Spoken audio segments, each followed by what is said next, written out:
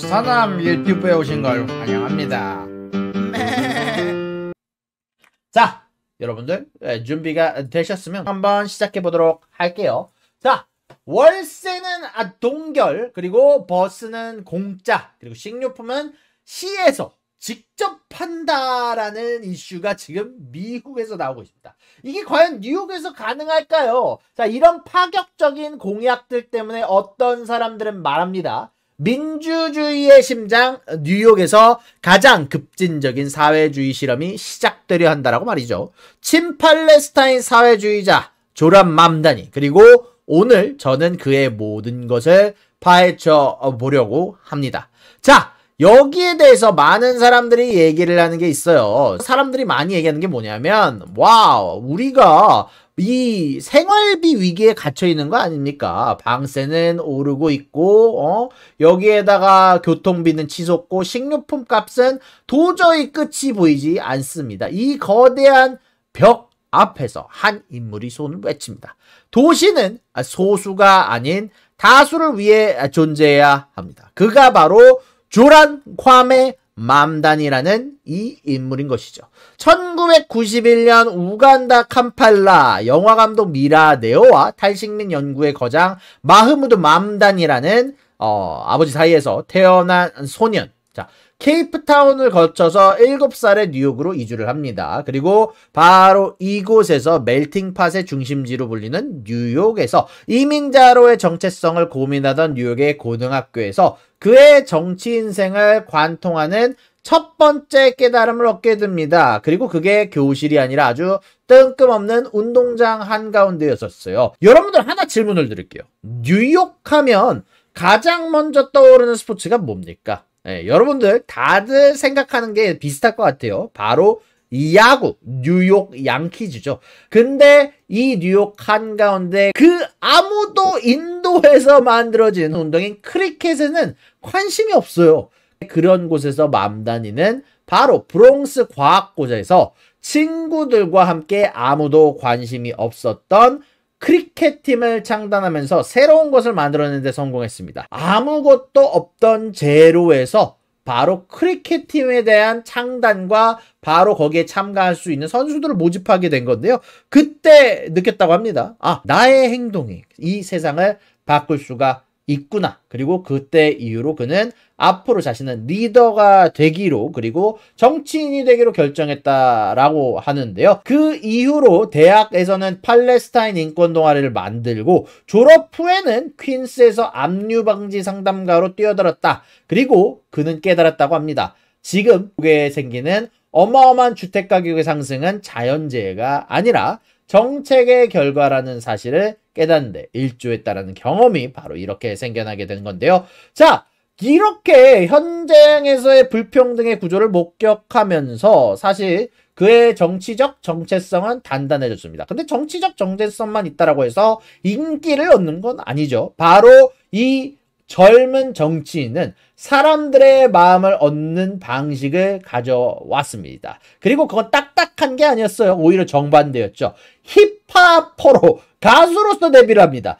영카다mom으로서 무대에 서면서 스스로 비급 래퍼라고 얘기를 하면서 지금 제가 웃으면서 얘기를 하지만 진짜 그의 경험은 어마어마한 플러스 요인이 되는 부분, 바로 정치인으로서의 정체성을 확립하면서 젊은 대중과 호흡하는 법을 가르치게 된 비급 래퍼 생활을 통해서 많은 인기를 얻기 시작합니다. 재미나죠? 집단의 힘을 믿는 조직가면서도 대중과 호흡할 줄 아는 래퍼, 동시에 불평등의 원인을 파고드는 활동가, 이 세 가지의 얼굴을 가진 사람이 뉴욕 시장에 도전하게 되면 어떻게 될까요? 자, 10페이지짜리 정책 보고서가 아니라 사실 이분은 아주 직관적인 설계도를 이미 만들어 놓은 상황입니다. 바로 생활비 오적 제거 설계도. 자, 첫 번째는 월세. 뉴욕에만 있는 임대료 안정 아파트 200만 명의 월세를 즉시 동결하고 10년 안에 20만 채에 해당하는 공공주택을 지어서 집세를 잡는다. 둘째, 식료품 가격. 각 자치구마다 시가 직접 운영하는 식료품점을 세워서 가격을 낮춘다. 그리고 세 번째, 임금. 바로 사람들이 받는 돈. 2030년까지 최저임금을 시간당 바로 30달러까지 올린다. 그리고 네 번째, 보육. 생후 6주부터 5세까지 무상 보편 교육을 제공하고 보육교사 임금을 공립학교 교사 수준으로 올린다. 그리고 다섯 번째, 마지막, 교통. 뉴욕시에 있는 모든 MTA 시내버스를 무료로 전환한다. 그리고 사실 여기에 대한 시범사업을 진행 중이고요. 여기에 대한 평가는 사실 생각보다 성공적이었다는 평가가 있긴 한데 결국 이 시범 조치를 전면 확대를 하기로 공약을 했습니다. 자, 그럼 여기에서 우리는 물어봐야 될 거예요. 모든 게 다 공짜야? 자본주의는 어디 갔어? 정치권은 묻고 월마트는 묻습니다. 그래서 돈은 어디서 나옵니까? 바로 여기서 맘다니가 대답을 합니다. 법인세를 뉴저지 수준 11.5%로, 사실 뉴저지가 법인세가 진짜 높거든요. 그리고 연소득 100만 달러 초과자, 뉴욕은 안 그래도 부에 거리지 않습니까? 부의 도시인데 연소득 100만 달러를 넘는 사람들이 사실 부지기수라고 있긴 한데요. 여기에 대한 2% 추가 과세, 부자와 기업이 더 내고 시민들은 더 적게 낸다. 굉장히 단순하고 직관적이다라는 평가를 자기 자신에게 하기도 했었는데요. 자, 어떻게 보면 진짜 사회주의의 끝판왕 같은 공약이죠. 사실 이 공약으로 인해서 아마 택시기업들은 전반적으로 충격을 받을 거고 우버도 충격을 받을 거고 그 뉴욕 내에서 운영하는 식료품점들도 전반적인 충격을 받을 수 있는 계획인 건 분명하지만 동시에 시민들의 지갑을 채워줄 수 있는 부자에서 가난한 사람에게 돈을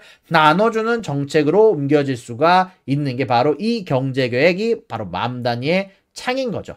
자, 이렇게 뉴욕 시민의 지갑을 채워주는 경제계획이 바로 맘다니의 창이라면 바로 그의 신념을 지켜주는 방패는 뭘까요? 예, 이게 사실 어떻게 보면 맘다니를 가장 뜨거운 논란의 중심으로 밀어넣는 이슈.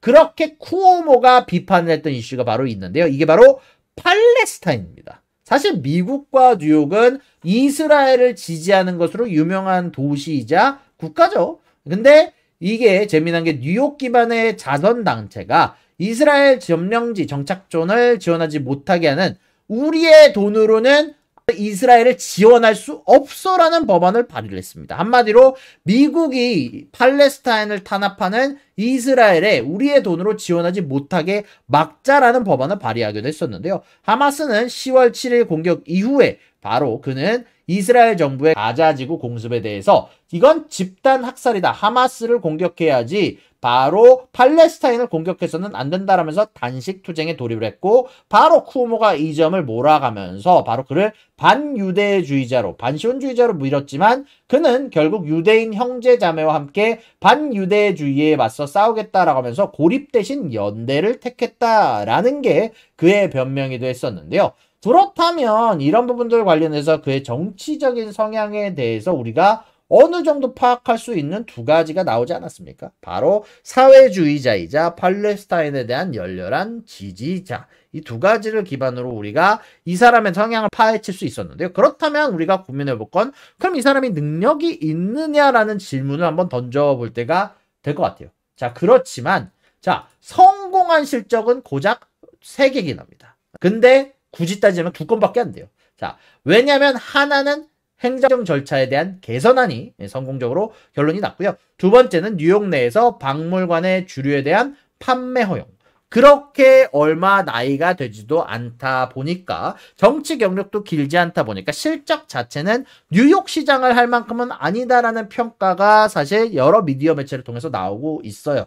이쯤 되면 많은 분들이 질문을 하겠죠. 그럼 이 사람은 무능한 건가요? 사실 무능하다라고 할 수는 없습니다. 나이가 33살로 굉장히 어른 나이기도 하고 아직까지 정치 경력이 길지도 않고 사실 통과된 건 3개지만 발의한 건 굉장히 많거든요. 자, 첫 번째는 정착촌에 대한 자금 차단. 제가 방금 전에 말씀드린 우리의 돈으로는 안 되라는 법안. 이스라엘에 대한 지원을 하지 말자. 두 번째는 공공재생 에너지 관련된 법안. 세 번째는 강화된 세입자 보호. 네 번째는 CUNY, 쿠니를 위한 뉴딜 정책 통과 여부와는 별개로 뉴욕 정치는 지금 월세 동결이냐 아니냐, 에너지 공영이냐 아니냐에 대해서 굉장히 많은 싸움이 일어나고 있단 말이야. 트럼프의 지지와 트럼프에 대한 반지지가 아주 충돌이 강하게 일어나고 있다고 생각하면 되는데, 이 의제 자체를 새로 짠 법안을 만들어내고 있는 사람이라는 거고요. 그리고 이것과는 별개로 맘다니는 버스 요금 무료 시범을 예산에 강제로 집어넣어가지고 시민들에게 체험판을 배포를 했습니다. 여기에 대해서 재원은 어떻게 마련할 거냐,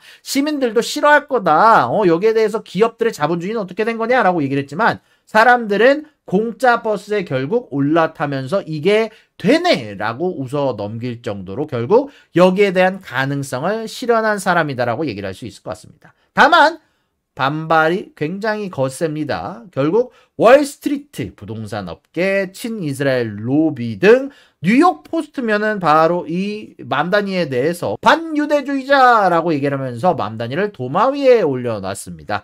후원 중단, 신변 위협, 캠프 내부에서도 메시지 톤을 낮추자는 목소리가 나왔지만 아주 강력한 사회주의자인 맘다니는 물러서지 않습니다. 중호범죄 방지 기금을 8배로 늘리겠다라고 반격을 했고, 유대인 평화단체와 연대해서 반시온주의는 반유대주의가 아니다라는 프레임을 세웠습니다. 그러나 위기는 오히려 지지층을 단단하게 만들었어요. 쿠오모라는 아주 강력한 적을 물리치고 더 많은 사람들, 더 젊은 층들이, 트럼프에 지친 사람들이 맘다니를 지지하게 되면서 거물 정치인으로, 사실상 뉴욕의 정치인으로서 확립받을 거다, 뉴욕의 시장이 될 거다라고 평가받던 쿠오모를 쓰러뜨리는데 성공하게 만들었습니다. 자, 그럼 이제 시나리오를 그려볼 때가 됐습니다. 맘다니가 시장이 되면 결국 뉴욕은 미국 최대의 사회민주주의의 실험장으로 바뀔 거다라는 게 지배적인 의견입니다. 공공주택, 시가 직접 운영하는 식료품점, 무상교통, 무상보육, 월스트리트는 국회의사당이 아닌 시청으로 로비스트를 파견할 거고, 부동산 업계는 마지막까지 아마 방어선을 펼칠 거라고, 그리고 피와 땀이 돈이 뒤엉키는 바로 전면전이 일어나고 싸움은 거칠 거예요. 그리고 여기에 대해서 아직 시장에 당선된 게 아니기 때문에 가능성은 사실 90%를 높았다고 평가가 되긴 하지만, 여전히 쿠오모가 민주당원이 아닌 독립정당 소속으로 사실 여기에 대해서 시장으로 나온다라고 하긴 하거든요. 그러다 보니까 여기에 대해서 맘다니가 아직 당선에 확정됐다라고 얘기를 할 수는 없는 상황이에요. 여기에다가 바로 의회 밖에 맘다니는 아주 커다란 세력을 가지고 있죠. 바로 풀뿌리 운동, 결국 제가 말씀드렸다시피 트럼프에 대해서 굉장히 지친 사람들이 굉장히 지금 맘다니에 대한 지원을 굉장히 늘려나고 있습니다. 기업 후원을 거부하고 스스로를 캠페인에 주주라칭해는 소액 기부자만 수만 명, 그리고 미국 최대 사회 조직 DSA가 주말마다 아스토리 아파트 문을 두드려서 바로 이 정치가 맘다니에게 찾아갑니다. 정치 컨설턴트가 아니라 거리의 시민들이 설계한 선거다라는 평가를 받으면서 정부의 지원을 받지 않고 거대 단체의 지원은 최소화하면서 기업들의 돈을 받지 않으면서 정치로 진출하려는 하는 모델. 민주당 대 중도파, 진보파에 대한 구도가 완전히 재편될 거라는 평가를 받고 있는 게 바로 이 맘다니 현상이다라고 얘기가 나오고 있습니다. 자, 그러면은 진짜 당선이 될 수 있을까? 이게 가장 중요하죠. 데이터가 말하고 있어요. 뉴욕에서 18세부터 34세까지의 유권자의 61%, 흑인, 라틴계, 무슬림 유권자의 과반이 이스라엘 팔레스타인 분쟁에서 바로 이스라엘 정부를 비판하는 목소리에 공감을 하고 있습니다. 이 연합이 생활비 위기 해결이라는 구호와 만나서 강력한 동력이 되고 있고, 트럼프의 정책에 지친 사람들이 만나서 거대한 세력으로 변모하고 있습니다. 맘다니는 이 거대한 흐름을 만들어낼 얼굴이고 그 흐름을 타고 있는 젊은 서퍼다라는 평가를 받고 있으며, 그 다음 민주당 선거의 후보가 될 수 있다라는 얘기까지 나오고 있는 바로 이 맘다니가 주목받고 있는 이유다라고 할 수 있을 것 같습니다. 자, 우리는 여기에 원점에서 돌아가서 한번 생각을 해볼 거예요. 자, 우리는 도시의 설계자가 누구인지 생각을 해봐야 되죠. 이제 건물주가 우리가 될 것인가, 기업이 될 것인가? 우리의 돈이 중요한가? 아니면은 PC주의가 중요한가? 이 모든 것들을 생각해 볼 부분이 분명하죠. 리스크도 분명하고 리턴도 분명합니다. 예산권을 준 주지사, 월스트리트가 싫어하는 남자, 동시에 반 PC주의에 실망한 사람들도 있겠지만 PC주의라는 이 강력함 그리고 사회주의에 거부감을 짓는 친구들도 굉장히 많은 상황이거든요.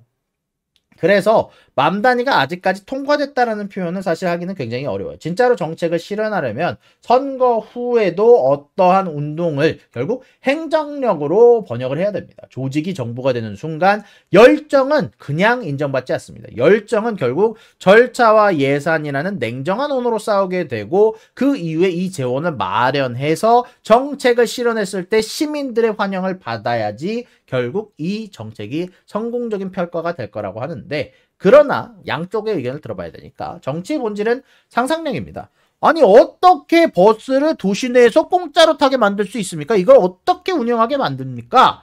이거는 이 요금 고지를 여태까지 굉장히 당당하게 받아들였었죠. 근데 누군가가 등장해서 임대료를 멈추자, 버스의 가격을 세자 라고 예측 전까지는 월세 인상을 숙명처럼 여겼었는데 이게 사라질 수도 있다는 얘기가 나오고 있죠.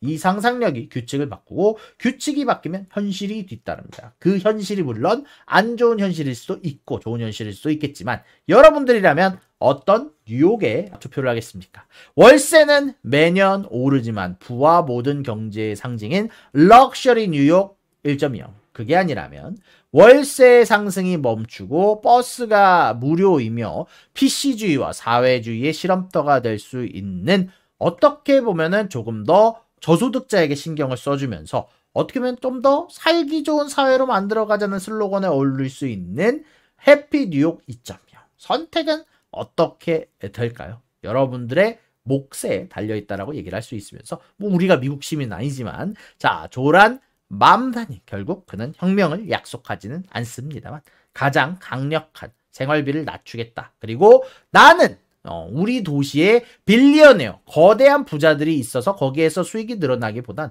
모든 시민들이 만족할 수 있는 도시를 만들어내겠다라고 약속을 했는데요. 그 단순한 약속이 바로 뉴욕을 다시 설계할 수 있는 열쇠가 될지 아니면 미국의 중심 자본주의를 파괴하는 동력이 될지 앞으로 저와 함께 관찰해 보시기를 바랍니다. 네. 이렇게 오늘 맘다니 현상에 대해서 조금 디테일하게 여러분들하고 한번 알아봤습니다. 어떠나요? 맘다니라는 인물에 대해서 좀 명확하게 몇 가지를 가지고 있는 분인지 한번 여러분들에게 한번 얘기를 해봤는데 여러분들이 어떻게 생각하시는지 누가 더 좋은 후보인지 한번 댓글로 달아주시길 바랍니다. 구독과 좋아요는 사랑입니다, 여러분. 유사남의 구독과 좋아요를 눌러주세요. 그리고 여기 있는 비디오도 여러분들을 위해 준비한 거니까 여러분들이 항상 살펴봐 주시면 감사하겠습니다.